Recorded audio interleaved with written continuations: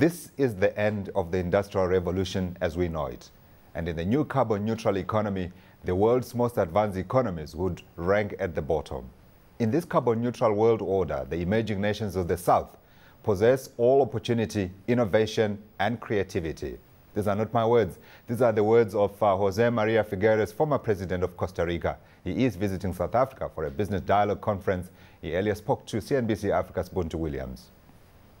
There are two wars that we need to fight and win. One is the war on poverty. And today we have amassed sufficient economics to do that and sufficient technology to help us. And the other one is the war on climate change, which by far is the greatest challenge humanity has ever faced. Those two wars today can be won with the same instruments, and the private sector and business are a key component of helping us achieve victory. The current approach to climate change appears overwhelmed by indecision and political dithering. Would you agree? I am often frustrated with how slow the governmental process of reaching an international agreement with respect to climate change moves.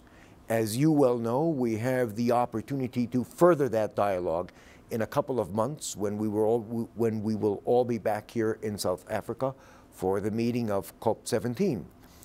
And I hope that we will be able to further the agenda at COP17 here in South Africa. I hope we will be able to further international agreements with respect to technologies and sharing of technologies that can help us better cope with climate change, that we will be able to advance on how we are going to finance the transition towards a low-carbon economy, that we will be able to advance the agenda with respect to reforestation. It's such an important issue, very pertinent for Africa, that, by the way, is one of the continents that would suffer the most from climate change.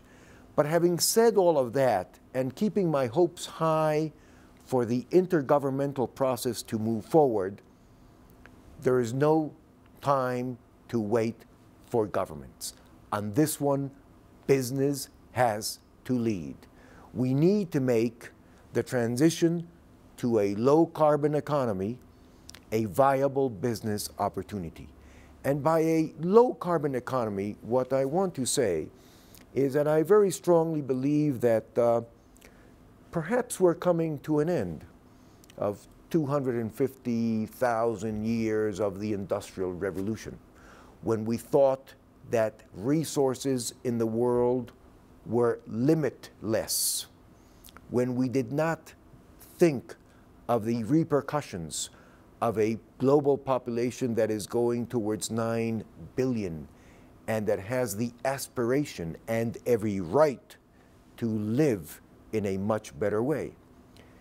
The constraints put on developments towards the future by both a rising population on the one side and a planet with limits on the resources that we have oblige us to be much more efficient in the way we go about carving out better livelihoods for everybody in the planet into the future. That economy, being much more efficient, will also be an economy that emits a lot less carbon and therefore helps us combat climate change. Can you elaborate on the Costa Rican approach to a carbon-neutral economy? One of the biggest failures of the global economy is not having a carbon tax today. It is something that some nations already begin to talk about. In Costa Rica, we enacted a carbon tax back in 1995, payable at the gasoline station. When you buy gasoline or diesel or kerosene or gas as a combustible, you're going to be burning it in your motors or lanterns or whatever, emitting carbon into the atmosphere. Therefore, we thought, great to have a carbon tax that will allow the financing of environmental services that will clean the environment back up. So, The day after we enacted the tax, we dropped about 10 points on the polls. Of course, it was very unpopular at the time. Time has shown us that it was the correct measure to take. Difficult to pass the tax? Of course it was very difficult. As a matter of fact, reflecting on this, I dare say today that were it not for the fact that in the Costa Rican Constitution there is no re-election, no automatic re-election, neither for the president nor for Congress people. So if you're in Congress for 4 years, you cannot automatically re-elect yourself. You need to step out of Congress, and then if people elect you, you can come back 4 years later. If that had not been the case, most likely we would have not been able to pass that carbon tax through Congress, because people in public service would have been thinking more of how they re-elect themselves than of doing what was correct and right.